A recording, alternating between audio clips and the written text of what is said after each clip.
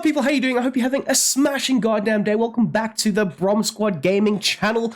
And in today's video, it is going to be something very different. It will still be tactics, but it is going to be something slightly unfamiliar to a lot of you guys watching the videos. Now, we have started the Brom Squad Gaming Discord server, and on that Discord server, we chat everything football, including FC24 tactics and all that good stuff.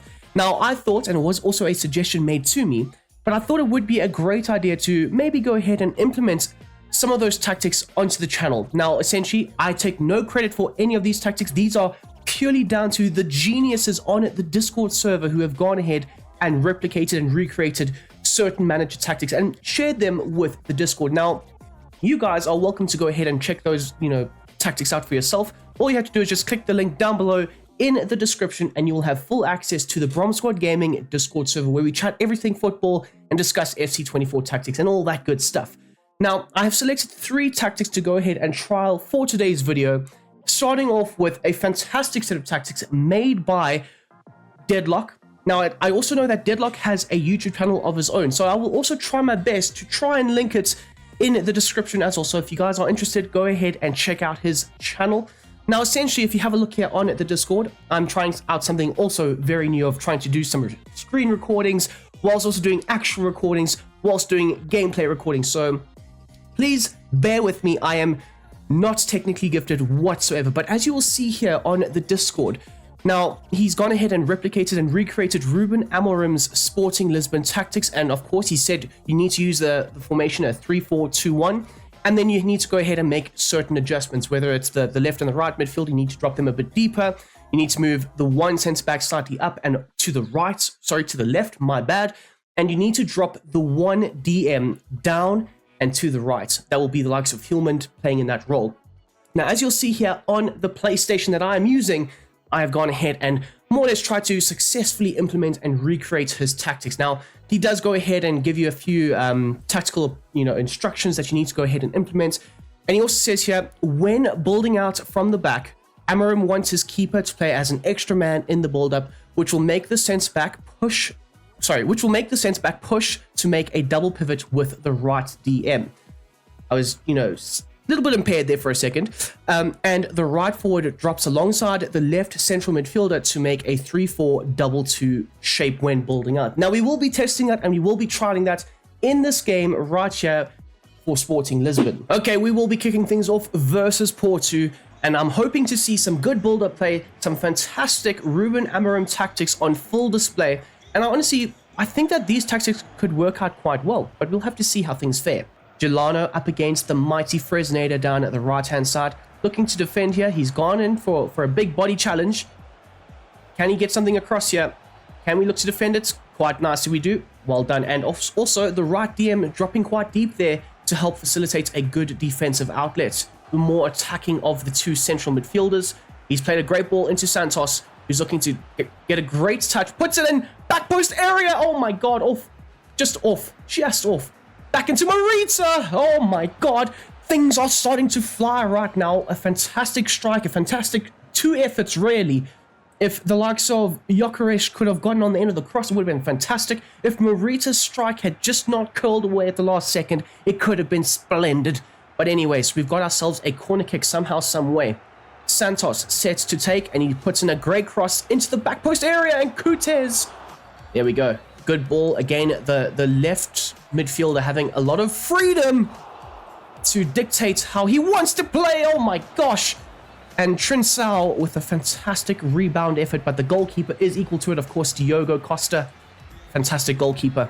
The striker in Gyökeres is also looking to drop off quite deep, which is something that I quite like to see, because we all know that Gyökeres is a very good on-the-ball player, and he can look to drop into those pockets of space combined with the midfield, and he's also a very good pressing machine. Inacio plays a great ball into the midfield zones. Back into the striker. Into the right midfielder. Sorry, the right winger. Into the right midfielder / right wing back. We'll look to drive further forward with it. Don't lose it, Fresneda. It is going out for a throw-in. Can we maybe make something of it? Trincao, good ball. A lot of domination early doors here. I love Gonçalves. No, not Gonçalves. Goncalves.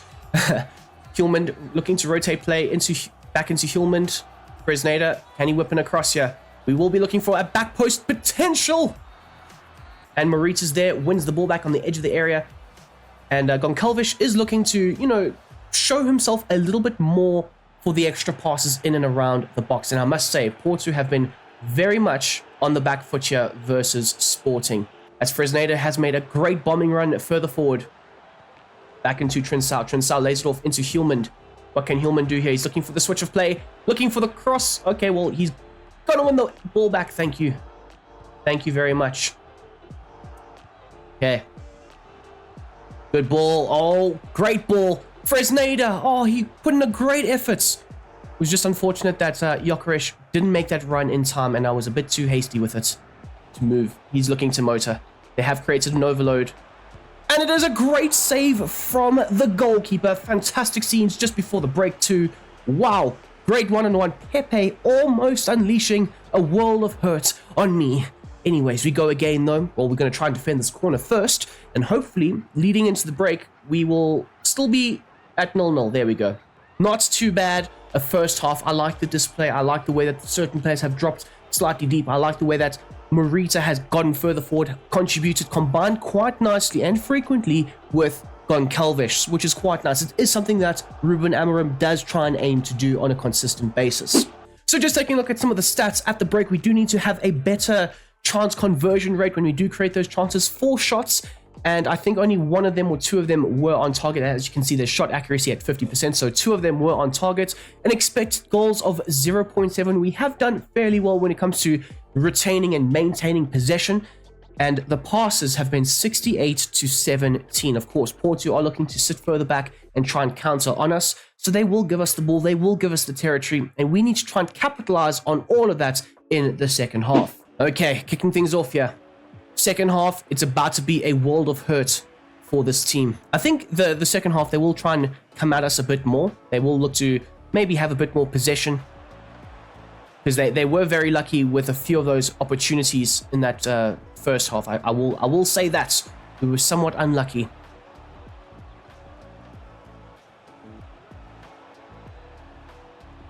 Uh-oh. There we go. Inacio. Beautiful. Looking to motor. Look at that. The striker has gone into those wider areas here. Goncalves! Oh, he's done a moment of madness there. He's taken on the defense of Porto. He's absolutely schooled them tenfold, and then he's gone and put in the top bins. That's what you want to see. That's what we've been needing. A moment of magic from the star man up front. He scored like 40 some odd goals this season for Sporting CP, and he was absolutely fantastic in situations very similar to that. Peeling off the backline, drifting into slightly wider angles and spaces, and then looking to drive at the opposition's backline, driving at them countless times, and often either linking it up with other players or putting the ball in the back of the net himself. Fantastic bit of running from him, fantastic bit of movements, and a great find from Trincao to get it into the star striker. Into Morita, plays a great ball in there. Look at that, Fresneda making that overlapping run down the right-hand side, pops the shot off himself, and it's a great save. Oh my goodness me. Porto's defense is crumbling, and we have got ourselves a great opportunity here. We will go short with it, as I am looking to try and get a better opportunity at the back stick.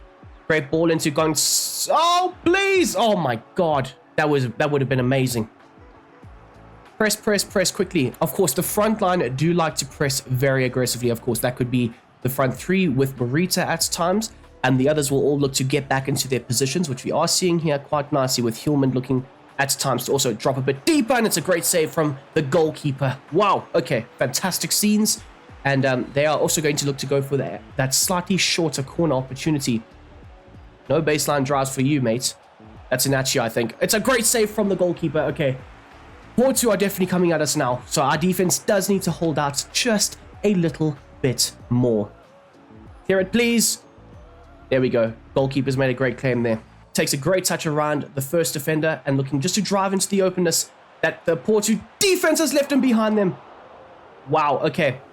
I do like, though, that Santos does get into the box because he is a very attacking left wing back / fullback. And again, Fresneda, not really strong enough there with the challenge with Wendell, who has come away with it quite nicely, and he will look to drive at our back line. Oh my goodness me, there's 10 minutes to go in this one. And the defensive solidity from the side is absolutely incredible. It is absolutely amazing. I think it does have to do with the natural positioning of the various different players, with Hjulmand being able to drop quite deep in certain moments, especially with that build-up play in effect. I do love that Santos does have the attacking freedom to get forward, something that I wasn't really consistently able to do with my tactics and formation. So of course, I have them deployed as left and right wing backs. It's a great clearance header, it's a great block, and it's a great clearance, edge of the box, and the goalkeeper's made a great save. Pandemonium in the dying moments of the game. We are just going to hoof it up the field here, and we could potentially go ahead and launch a counter, but it's not to be, as we come out with a fantastic 1-0 victory. Now, in terms of the gameplay, I do like it. I maybe could have done a bit better with some of the chances I had created, but I do love the defensive structure, the way that Hjulmand does drop quite deep at times, does tuck into the back line, especially if you are looking to build out from the back. He does have a more natural, deeper starting position, but he can also get into the midfield zones as well as contributes higher up the field. And Santos attacking down the left-hand side, deployed as a left midfielder. So in terms of my ratings, all of them will be out of 5.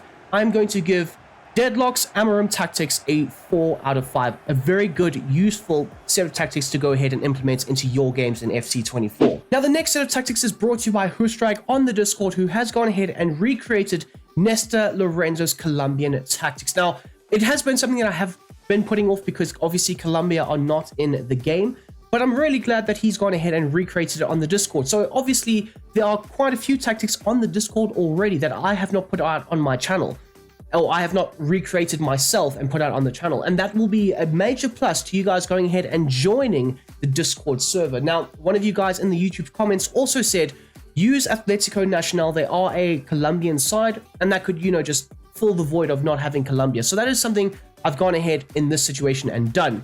Looking to implement Hustrag's Colombian tactics, or Néstor Lorenzo's Colombian tactics from Hustrag. Now, he has gone ahead and said here, for the tactical approach, it needs to be set to pressure on heavy touch along with a 35 width and a team depth of 25. Now, immediately, I get the vibes of Colombia tend to sit back and they look to try and use transitions and have the likes of a James Rodriguez and, of course, a Luis Diaz, and try and counter and exploit the opposition with a great pace of attacking bursts and outlet. Now, for the offense, the builder player is set to balance, and the chance creation will be set to forward runs. Now, of course, the rest of the tactics will be on the Discord, so if you are interested, go ahead and check them out. But let's hop on into a game where we will be able to see these tactics in full effect. Okay, kicking things off here, Atlético Nacional. Now, they are not a team that is available in kickoff, but of course, it really does depend on who you want to go ahead and recreate these tactics with. But we have decided to use this team, and they are only really available in the Colombo tournament. Lays it off into the winger. Great ball. There we go, there we go. We see the run. And it's a great run. Oh my goodness me. Just 7 minutes in, and we have scored a goal out of nothing. A great little chip over the top. Is that the winger? I think it might be the winger. He's made a great run into the space. We've drawn the attention of the opponents to the opposite side, and then we switched the play quite nicely with a lot of pace and caught them off guard. It's a fantastic finish from I'm just going to say the winger because I'm pretty sure that that is the winger. The only issue I have with this is I don't know some of these players, or I don't know any of these players. I'm not trying to kid you guys, but nonetheless, a fantastic goal scored by Mantilia. Okay, there we go. Well, 1-0 to the good off the bounce. Lovely, lovely. Some sturdy defense, please. Oh my god, off kickoff. They've scored a fantastic goal themselves. Okay, we go again. Tell me he's onside. I'm pretty sure he is.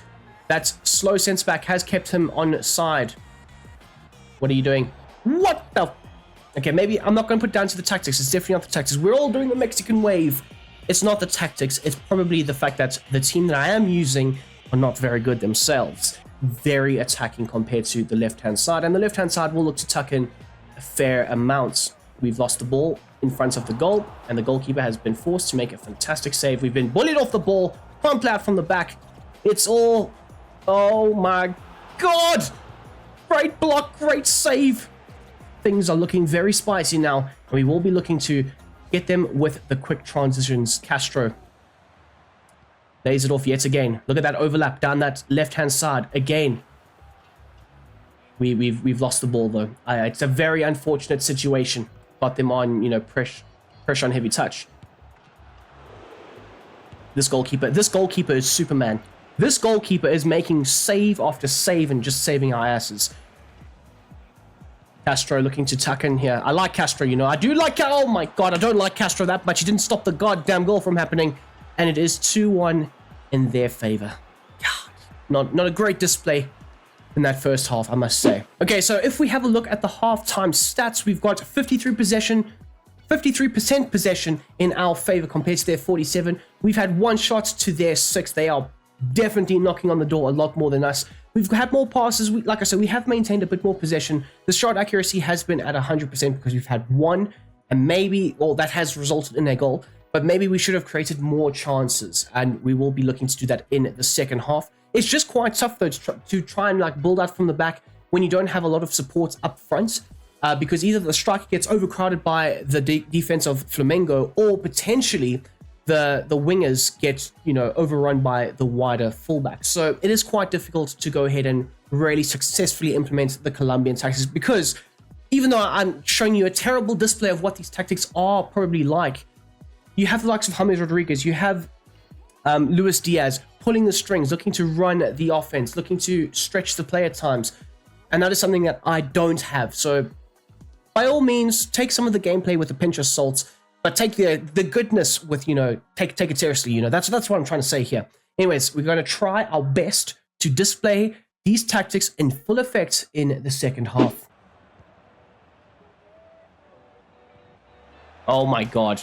Oh my, this goalkeeper, man. This goalkeeper has been Rojas. Rojas is the GOAT goalkeeper. I'm sorry, he really is. Watch the god, just... Is he offside? Okay, don't worry about watching if he's offside then. That's fine, that's okay. Rojas playing out from the back, looking to, you know, bring that pep ball to South America. Little flick on effort there. Is that a red card? What am I seeing here? You can't stop the game if we're about to like transition into a goal scoring moment. It's a straight red card. Wow. Okay, well, now things get very interesting. Can we go ahead and try and capitalize on a 10-man Flamengo side? Lays it off into the striker. Striker lays it into Castro. Castro, he finds... I don't know how to say this man's name, but he finds the back of the net. That was almost a miss. I would have absolutely had no shame and just cried on camera. But nonetheless, it's 2-2. Yes, they're down to 10 men. Yes, we have ridden our luck a little bit thanks to the heroics of our goalkeeper, but that's what football's all about. It's about moments of magic. And look at the little turn from Castro. Look at the little run from the right midfielder / right winger. Bang, back of the net. Okay, we go again. I want to win the goddamn game. Okay, Oscar, you did very well there. Can we maybe get another opportunity like that where I see the star man putting the ball in the back of the net? Possibly, maybe. Paiva? I don't know. Either way, either who. Don't. I've just scored the goddamn goal, boys. Come on! This team's gonna kill me. What are you doing? You're gonna make my brain spaz. No. Oh, don't give away a penalty, man. He is so slow with his reactions. This goalkeeper's gonna save this. Rojas, legend. So close. That was so close. Guys, excuse the scoreboard. It's not actually 4-2. It's just like 2-0 or something. Not a bad display, of course. The team overall and the players and so on are not at their optimum level, not at the level of the Colombian players. But otherwise, in terms of the overall system rating, I am going to give it a 3 out of 5. I think with a better team, you will see a lot better attacking fluidity. In those transition moments, you might be able to score a few more goals and probably create a few more better opportunities. But otherwise, not a bad effort from Host Drag. Now, last but not least is the England 3-4-2-1 system created by Confusix. He is very good at creating tactics. I have used out several of his tactics in previous career modes, personal career modes, nothing really on the channel. But he is very specific with what he wants and requires. So he says here, the left and the right midfielder needs to be moved down 25 ticks. The CMs need to be moved down 10 ticks. And the attacking midfielders need to be moved down 5 ticks, you know, creating those full Foden and Bellingham runs in behind the striker. Now, the defense needs to be set to press after possession loss. The team width needs to be set to 70 and the depth set to 80. So you will have a nice high pressing side. And we have seen that with this, shift in style of play, or not really style of play, but just the formation overall wise, that Gareth Southgate's side have looked a lot more comfortable. And I think he even says it at the bottom here. Yes, since Southgate switched to this system, England have looked a lot more comfortable. I'm taking the words out of his mouth, essentially.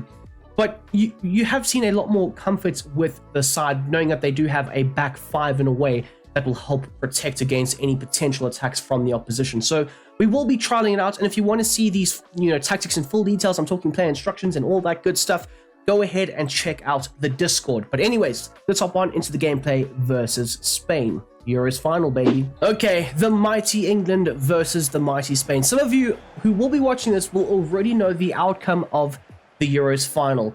Now, I'm oddly, I don't know how to feel, because I want England to win for Kobbie Mainoo, and it would be great, but I just think Spain are just so goddamn good that they really do deserve to win. Looking for a few runners in behind. Now, there was something that I was quite skeptical about, and that is Declan Rice's player instructions being set to free roam and cover the center, with Mainoo being set to drift wide and cover the center. You often see Mainoo getting forward a bit more than Rice, and especially in a central midfield position. So it will be very interesting to see how those tactics display, but Harry Kane is linked up quite nicely with Phil Foden, who has gone all the way back to Kieran Trippier. Okay. Well done into Mainoo. And we have just been rotating the play here, looking to maybe get one or two things going, but there's not a lot of movement. It's very stagnant, very similar to how England actually play. Okay. Kyle Walker looking to pick up the wide attacker. There we go. Well done, Johnny Boy Stones. Good ball into the likes of Kobbie Mainoo. Lays off into Declan Rice. Can we get a few more runners, please? Please, boys. I need more runners. Into Harry Kane, but Harry Kane doesn't want to pick up the ball because he looks very unfit, very, very realistic. And so far, it's been very boring, the gameplay. But again, in terms of realism, it's not bad. That's pretty realistic. Okay, there we go. Kobbie Mainoo looking to get on the ball and drive at the opposition. Jude Bellingham. Oh my god, what a great bit of defensive action from Mikel Moreno. Link with a move to Arsenal, by the way. Crazy, crazy scenes. Wehi going in for the tackle. They've tried to stretch the play. And it is a great save from Jordan Pickford. Moreno getting on the ball, looking to play forward passes. This Spain side is looking very tasty with how they're playing, although our defense is looking to nullify and shut them out.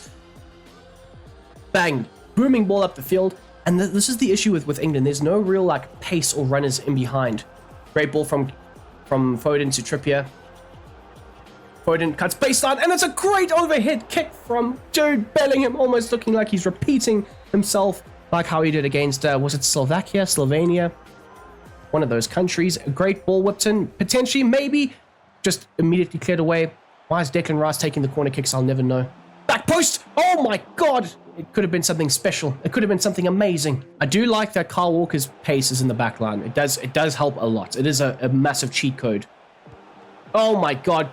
Jordan Pickford, you absolute king. Very even. I mean, Spain have created the better chances, but we have maintained a lot of the possession. Something that I do see actually happening in the final. And like I say, some of you will already know the outcome of that final. Jude Bellingham with a great overhead kick opportunity, but nothing really resulting from that. Okay, so as you'll see here at the break, we have maintained a lot of possession, but it's been what I like to call empty possession, where we've just rotated the ball. There's been no real penetration or runners in behind looking to attack the box. Harry Kane hasn't been a real focal point. He's been dropping deep. And like I say, that is something that you actually see from the England side. They are looking to control the game, but they're not looking to press and probe on the offensive end, at least, with those runs in behind, with the frenetic pace that they do possess with the likes of an Anthony Gordon potentially, or maybe even a Bukayo Saka down at the right-hand side. So we have had an expected goals of 0.2 from 2 shots. From Spain's 2 shots, they have an expected goals of 0.4. Our defense has definitely looked to hold itself a bit better, and it has been able to nullify a lot of what Spain are trying to create for their attackers. But otherwise, pass accuracy at 91, theirs is at 93. Shot accuracy is at 100 for them, where it's at 50 for us. And then dribble success rate, 81 for them and 94 for England. Not too bad. And hopefully in the second half, we'll see a bit more attacking action from the boys in white and blue. Saka, not really known for his defensive work rates. Oh my God, it's a great last-ditch block from Kyle Walker. Jude Bellingham, he's tall, he's strong, he's physical, but he gets outdone by Lenormand in the 51st minute. Something that we might see happen in the game. Wowza. Okay. Ball. Harry Kane. He's looking to motor. Harry Kane, the best striker in the world. Although in this tournament, he's not looked like the best striker at all. But he's got the boys back in the game, 1-1, and again, a very realistic stance. England go goal down, and then they just start attacking. I don't know what happened, but in FC 24, they've somehow managed to recreate that quite well.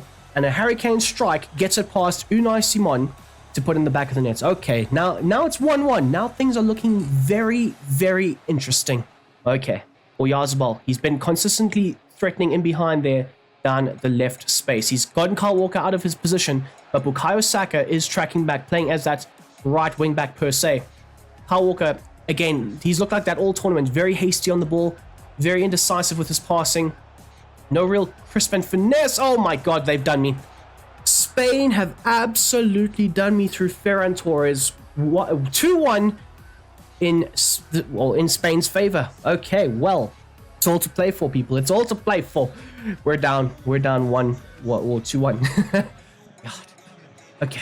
It's probably going to be a loss. But in terms of the realism, you've got to respect. Hang on, we've got a chance here, people. We have got a great chance. Rodri versus Bellingham.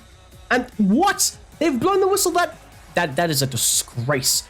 Well, in this universe, Spain go on and beat England. Hopefully, well, I don't know. The outcome could be different in real life in the Euros final. But in terms of my rating out of 5 for the realism and the overall playability of this set of tactics from Confusix, I'm also going to give it a 4 out of 5. I don't like the playability, but that's just because I don't like Southgate's tactics. But the realism of these tactics is goddamn spot on. There's no real movement up front. The ability to, rotate the ball aimlessly is there.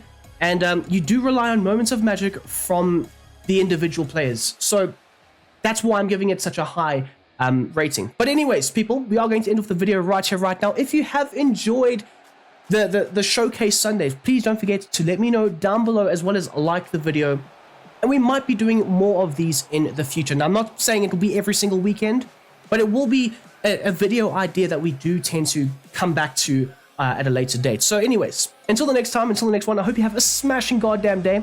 I'm out of here, and yeah, the Euros finals, eh?